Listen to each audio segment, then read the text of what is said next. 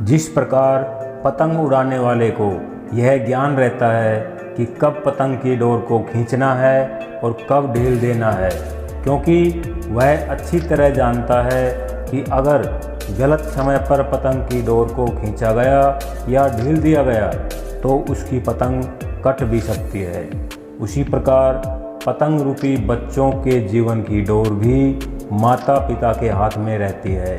उन्हें भी यह अच्छी तरह से ज्ञान होना चाहिए कि कब बच्चों को ढील देना है और कब खींचना है, ताकि बच्चों की जीवन रूपी पतंग कामयाबी की ऊंचाइयों को छूती रहे। हेलो एवरीवन, परिवार की प्रयोगशाला सीरीज़ में अब तक हम 3 वीडियोज़ बना चुके हैं। अगर आपने अभी तक नहीं देखे हैं तो उनको ज़रूर देख लें, जिनका लिंक हमने इस वीडियो के डिस्क्रिप्शन में डाल दिया है।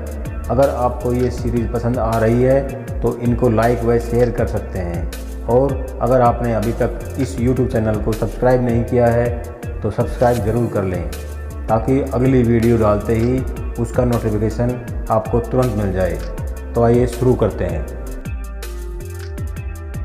जब बच्चा घर में शैतानी करता है तो माँ अक्सर कहती है, आजकल मास्टर लोग स्कूलों में पढ़ाते तो है नहीं, यूँ ही निठल्ले बैठे रहते हैं और विद्यार्थियों पर कोई ध्यान नहीं देते। इसलिए तो देखो ना, लड़का कैसी कैसी शैतानियाँ करना सीख गया है। दूसरों पर दोषारोपण कर स्वयं को निर्दोष साबित करने की प्रवृत्ति हर जगह पाई जाती है। कई मामलों में दूसरे दोषी हो भी सकते हैं, पर बच्चों के संबंध में ऐसा कहना एकदम अपनी लापरवाही का शर्मनाक परिचय देना है, क्योंकि बच्चा जो कुछ सीखता है उसका 80% भाग घर में ही पाया हुआ होता है। वैसे भी बच्चा 4-5 घंटे से अधिक स्कूल में नहीं रहता और बाकी सारा समय घर में माता पिता के संरक्षण में व्यतीत करता है। पिता भी जीवन निर्वाह की व्यवस्था के लिए अपना अधिकांश समय बाहर ही गुजारता है, इसलिए अधिक जिम्मेदारी माता पर ही आती है। अपने बच्चों को अच्छा, सच्चा और श्रेष्ठ व्यक्ति बनाने के लिए माता का समझदार और सुशिक्षित होना बहुत ज़रूरी है, लेकिन इसका अर्थ यह नहीं है कि माँ के अतिरिक्त शेष सभी सदस्य चाहे किसी भी ढंग से रहें।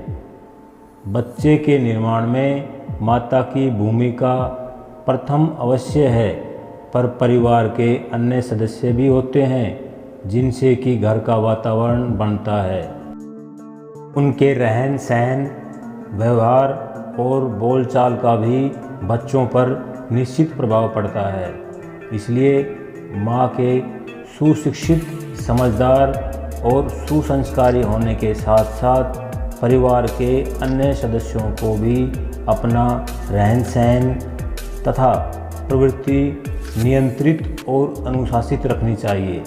बच्चों का मन जब घर के वातावरण से दुखी हो उठता है तो वे अपना संतोष बाहर खोजने लगते हैं। इसका कारण प्रमुख रूप से घर का वातावरण कलहपूर्ण होना है।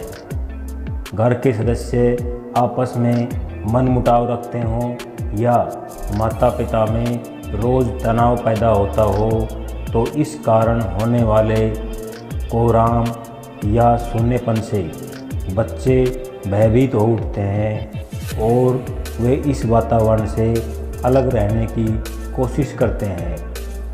घरेलू वातावरण का संस्कार उन्हें आवारा और उदंड बना देता है।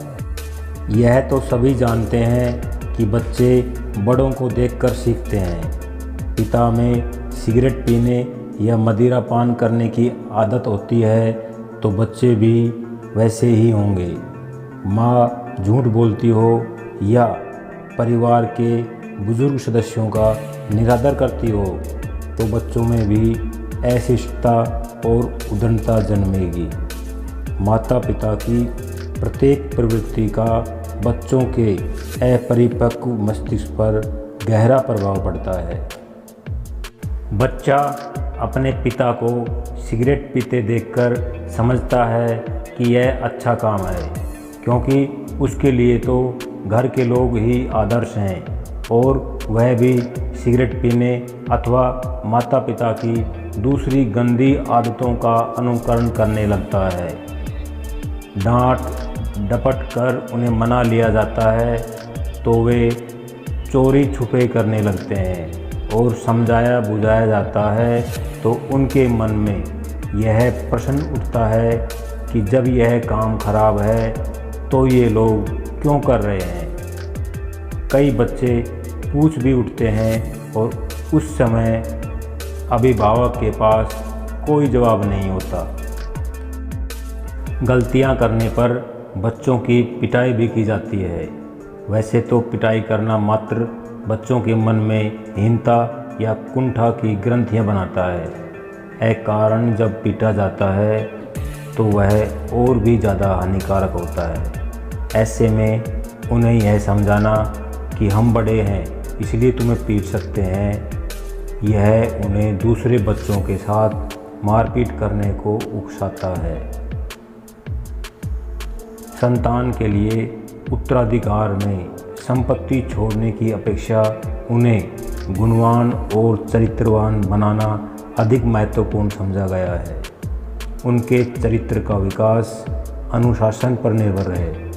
अनुशासन ऐसा न हो जो वे ऊपर से लादा हुआ या जबरन अनुभव करें, बल्कि उनमें ऐसी मनोभूमि का विकास किया जाए जिससे कि वे गुणों का महत्व समझें और उन्हें अर्जित करने के लिए अपनी इच्छा से मर्यादाओं को निभाएं। याद रहे, यह कार्य न कठोरता से संभव है और न क्रूरतापूर्ण दमन से, बल्कि इसके लिए प्रेम और प्रोत्साहन की आवश्यकता है।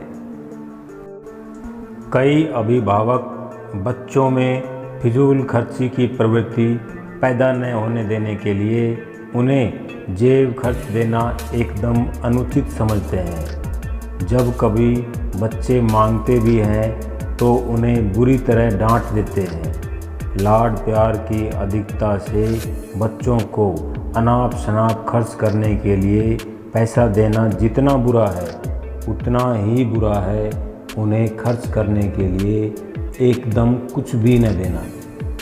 अपने दूसरे साथियों को बाज़ार में खर्च करते देखकर बच्चों में वैसी ही ललक पैदा होना स्वाभाविक है। यदि उसे निर्दयतापूर्वक दबा दिया जाए तो बच्चों में असंतोष का भाव आ जाता है। इससे बचने के लिए होना यह चाहिए कि उन्हें निश्चित जेब खर्च देने के साथ साथ खर्च करना भी सिखाया जाए। कहीं वह भूल के कारण अनुचित खर्च करता हो तो उसके लिए समझाया जाए। कई बच्चे चिड़चिड़े और ज़िद्दी स्वभाव के होते हैं। बात बात पर जिद करना या रोना उनकी आदत बन जाती है। ऐसा तभी होता है जब उस पर पर्याप्त ध्यान न दिया जा रहा हो। ऐसी परिस्थितियों में बच्चा अपने को घर का महत्वहीन सदस्य मान लेता है और अपनी ओर ध्यान आकर्षित करने के लिए जिद करने लगता है। बच्चों की प्रत्येक गतिविधि पर निगाह रखें कि वह बाहर क्या करता है, स्कूल में उसकी क्या प्रोग्रेस है, कैसे बच्चों के साथ रहता है, दूसरों के साथ उसका बिहेवियर कैसा है। इन सब बातों की जानकारी रखी जाए तो बच्चों में उत्पन्न होने वाली कितनी ही विसंगतियों का निपटारा किया जा सकता है। यह निगरानी गुप्तचर की तरह नहीं बल्कि मित्रों की तरह हो और मित्र की भांति ही उसे सही दिशा में आगे बढ़ने की प्रेरणा दी जाती रहे। इस प्रकार सजगता और सावधानी से बच्चों में अच्छे संस्कार उत्पन्न किए जाएं तथा उन्हें सही दिशा दी जाए तो बच्चों के चरित्र और भविष्य के निर्माण की आवश्यकता एक बड़ी सीमा तक पूरी की जा सकती है और उन्हें योग्य नागरिक व चरित्रवान व्यक्ति बनाया जा सकता है। इस वीडियो में इतना ही। अगले वीडियो में फिर मिलेंगे एक और नई जानकारी के साथ। तब तक खुश रहिए, मुस्कुराते रहिए। जय हिंद।